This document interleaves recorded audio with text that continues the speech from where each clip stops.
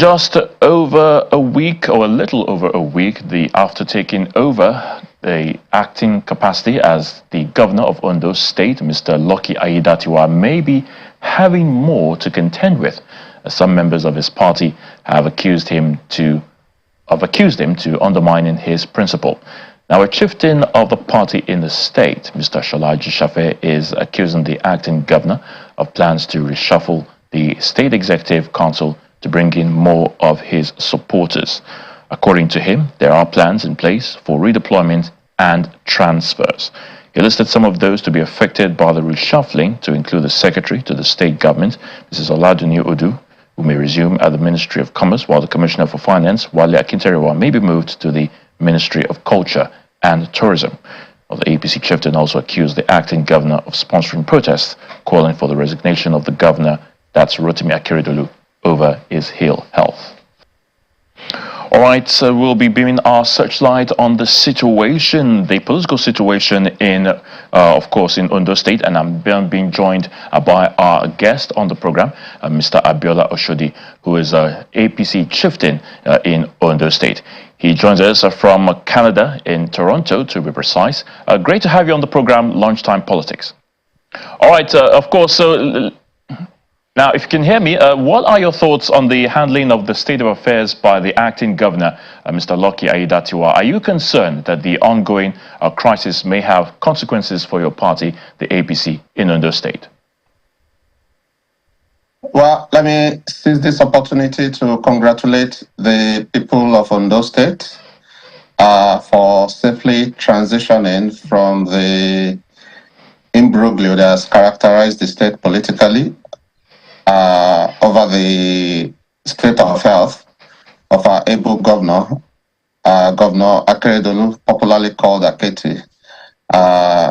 Also seizing this opportunity to continue to pray for good health for him and that he will recover sufficiently to be able to complete his tenure. And I think this is the first time Ondo State will be saddled with this kind of political situation whereby a sitting governor is ill and unable to continue governance, and that to transfer power to his deputy for a substantial length of time. He's done that before, but usually maybe for 2-3 weeks or thereabouts, or maybe a couple of months.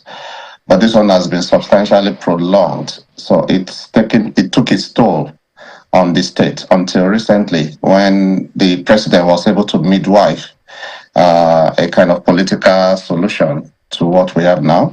And congratulations to the acting governor, Mr. Lucky Aiyedatiwa. Is saddled with a unique responsibility to reposition the state while Arakuri recuperates, and he has to seize this opportunity to create a legacy and govern Ondo State very well and act very well the way he's never acted before.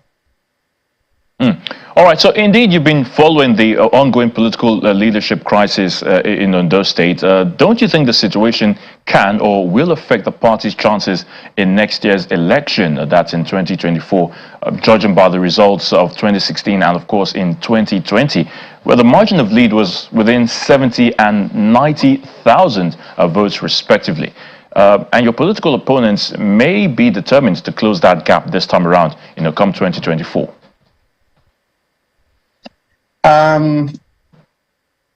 The crisis itself, when you look at it deeply, it arises out of multiple political interests trying to position themselves ahead of the election.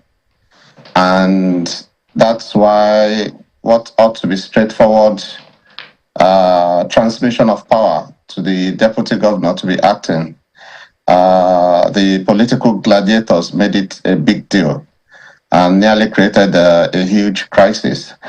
Having said that, I think we've passed that stage whereby the acting governor is now, or rather the deputy governor is now fully acting. And now is the time to close ranks with everybody and forget the past and reposition the state and reposition the party. Everybody, we are all one family, and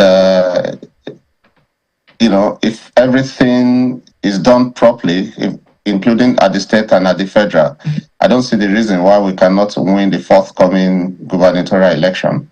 Though the primary comes first, I think around April. So if we select the best candidate for the primaries, we have sufficient time to close ranks and mobilize our voters and win the next election.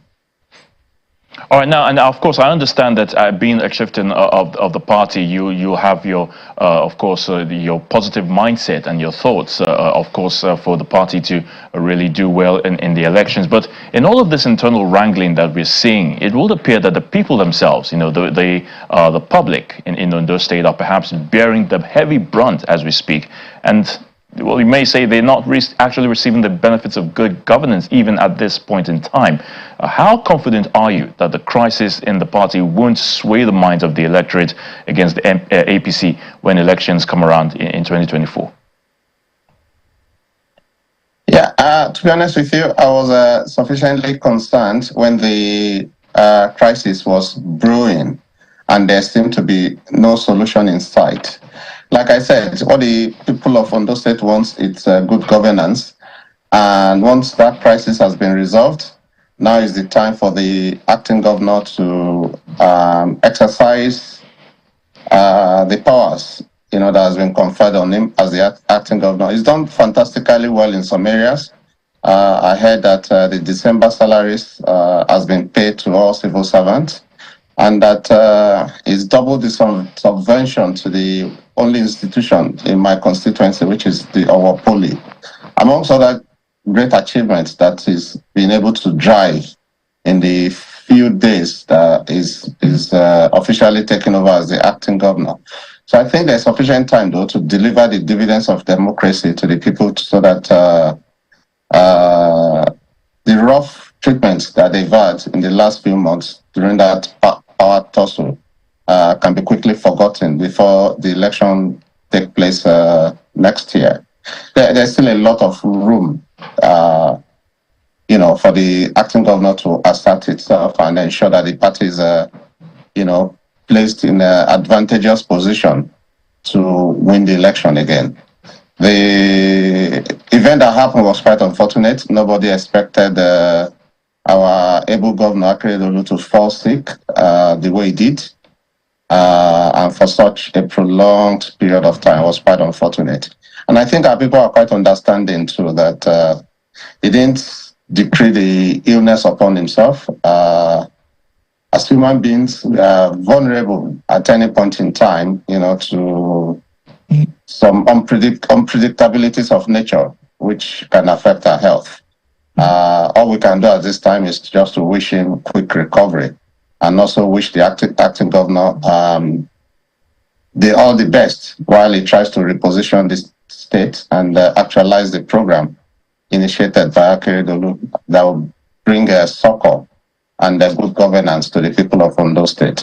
All right. So, of course, you talked earlier about the political situation that was or shall I say, the political solution, rather, I beg your pardon, that was brokered by the president in the midst of all of the crisis that we're seeing. But tell us exactly, what do you think the APC will have as its strategy, going into the elections in 2024? And of course, do you see a situation where perhaps the APC at the national level may have to come in again, to really take a look at what's happening in Ondo State?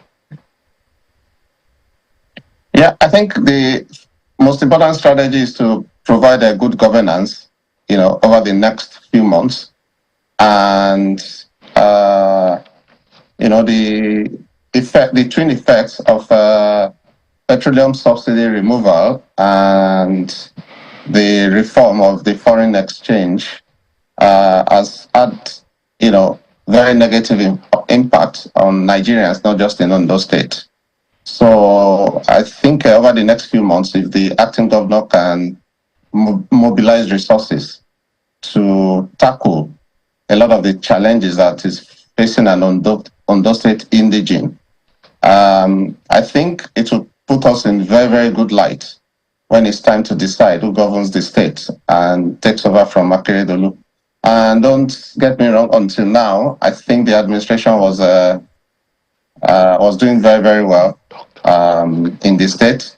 And all the acting governor needs to do is just to remain focused and and lead and act very, very well in a way that it will create legacy for himself, for the period he will be acting. I think if we can do that and select the best amongst the lot that will be jostling for the seat of the governor, then I think we stand a good chance of winning the election. And I think what probably also play to APC's advantage strategically is that the oppositions are uncoordinated as it is in Ondo State, and it shouldn't be a problem for the APC if all hands are on deck and we are not fighting internally to win the election in Ondo State. I'm quite positive that if the right strategies, if the right ingredients, political ingredients are put together, I don't think we should have anything to worry about. All right, we'll leave it at that. Dr. Abiola Oshodi, thank you so much for your time on the program Lunchtime Politics. We do appreciate your thoughts. Thanks so much.